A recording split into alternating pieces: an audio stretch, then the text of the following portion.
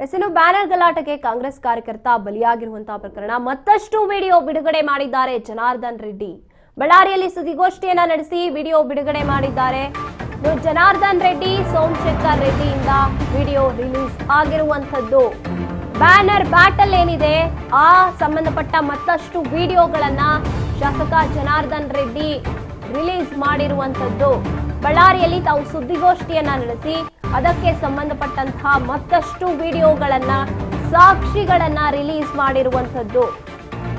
Banner battle ಏನಿದೆ, ಒಂದು banner ಇಂದ ಶುರುವಾದಂತ ಈ ಯುದ್ಧ ರಾಜಕೀಯದಲ್ಲಿ ಜಟಾಪಟಿಗೆ ಶುರುವಾಗಿ ದಿನದಿಂದ ದಿನಕ್ಕೆ ಮತ್ತಷ್ಟು ರೀತಿಯ ರೂಪಗಳನ್ನ ಈ ಒಂದು ಬ್ಯಾನರ್ ಗಲಾಟೆ ವಿಚಾರ ಪಡ್ಕೋತಾ ಇದೆ.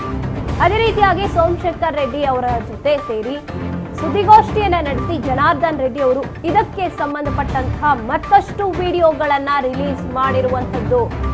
ದಿನಕ್ಕೊಂದೊಂದು ವಿಡಿಯೋ, ದಿನಕ್ಕೆರಡೆರಡು ವಿಡಿಯೋ ಇದರಲ್ಲಿ ರಿಲೀಸ್ ಆಗ್ತಾ ಇದೆ. ನಾವು ದೃಶ್ಯದಲ್ಲಿ ನೋಡ್ತಾ ಇದ್ದೀವಿ. ಸತೀಶ್ ರೆಡ್ಡಿ, ನಾರಾ ಭರತ್ ರೆಡ್ಡಿ ಅವರ ಗನ್ಮ್ಯಾನ್ ಅಂತ ಹೇಳಲ್ಪಡುವಂತ ಜನಾರ್ದನ್ ರೆಡ್ಡಿ ನಿವಾಸದ ಮೇಲೆ ಆತ ಗುಂಡಿನ ದಾಳಿಯನ್ನ ಗುರುಚರಣ್ ಸಿಂಗ್ ಮಾಡುವಂತಹ ದೃಶ್ಯ ನಾವು ಮುಂಚೆ ಕೂಡ ನೋಡಿದ್ವಿ.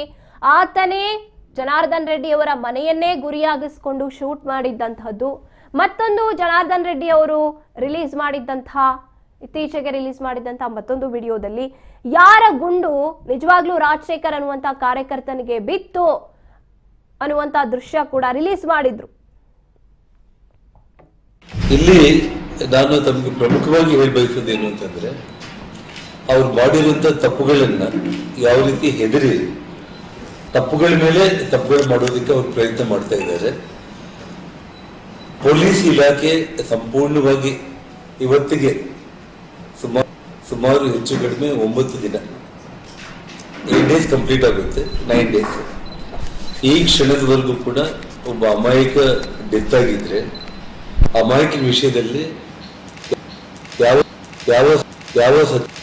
ಸತೀಶ್ ರೆಡ್ಡಿ ಹಿಂದೆ ಬಂದಿರುವಂತ 4 ಗನ್ಮ್ಯಾನ್ಗಳು, ಅದೇ ಗನ್ಮ್ಯಾನ್ಗಳು ಭರತ್ ರೆಡ್ಡಿ ಹಿಂದೆ ರಾತ್ರಿ 9 ಗಂಟೆಗೆ ಬಂದು ಆ ಗನ್ನಿಂದ ಪಾಯಿಂಟ್ ಬ್ಲಾಂಕ್ ಅಲ್ಲಿ ಶೂಟ್ ಮಾಡಿ ಕೊಲೆ ಮಾಡಿರುವಂತ ಈ ವಿಚಾರದಲ್ಲಿ ಅವರು ತಪ್ಪು ಮಾಡಿರೋ ಕಾರಣನೇ ಇವತ್ತು MLA ಡೈರೆಕ್ಷನ್ ಮೇಲೆನೆ ಆ ಕೊಲೆ ಆಗಿದೆ ಅಂತೇಳಿ ಇವತ್ತು ನಾನು ಏನ್ ಹೇಳಿದ್ದೀನಿ. ನಾನು ಇವತ್ತು ನೋಡಿ ಸ್ಮಶಾನದಲ್ಲಿ ಆ ಹುಡುಗ ಸೋಮು ಅಂತ ಹೇಳ್ಬಿಟ್ಟು ಆ ಸ್ಮಶಾನದಲ್ಲಿ ಕುಣಿಗಳು ತೆಗೆಯೋದಕ್ಕೆ ಅವನು ಇನ್ಚಾರ್ಜ್, ಮಣ್ಣು ತೆಗೆಯೋದು ಮತ್ತೆ ಮುಚ್ಚೋದು, ಶವ ಸಂಸ್ಕಾರ ಮಾಡೋದಕ್ಕೆ ಅವನಲ್ಲಿ ಪರಬಸಪ್ಪಗುಡಿ ಬಿಲ್ಲರ್ಪೇಟೆ ಹತ್ರ ಇರೋ ಸ್ಮಶಾನ ಬಟ್ಟಿಗೆಯಿಂದ ಅವನು ಸೋಮನ ಹುಡುಗ. ಅವನಿಗೆ ರಘುವನವನು ಫೋನ್ ಮಾಡಿದ್ದಾನೆ. ಫೋನ್ ಮಾಡಿಬಿಟ್ಟು ಅವರ ರಾಜಶೇಖರ್ ಅವ್ರ ತಾಯಿ ಹೇಳಿದ್ದಾರೆ, ಅವರ ತಂದೆ ಸಮಾಧಿ ಪಕ್ಕದಲ್ಲಾಗಿರ್ಬೋದು, ತಲೆ ಹತ್ರ ಕಾಲ ಹತ್ರ ಎಲ್ಲೋ ಅಲ್ಲೇ ಅದ್ರ ಬಗ್ಲಾಗೆ ನೀವು ಕುಣಿ ತೋಡಿ ಅಲ್ಲೇ ನಾವು ಹೊಂದ್ಬೇಕಾಗುತ್ತೆ ಶವ ಅಂತೇಳಿ ಅವ್ರ ತಾಯಿ ಹೇಳಿದ್ರು ಅಂತೇಳಿ ರಘುವನ್ನ ಹೊಡೆದು ಈ ಹುಡುಗನಿಗೆ ಫೋನ್ ಮಾಡ್ತಾನೆ. ಸೋಮಗೆ ಕುಣಿ ತೆಗಿತಾನೆ.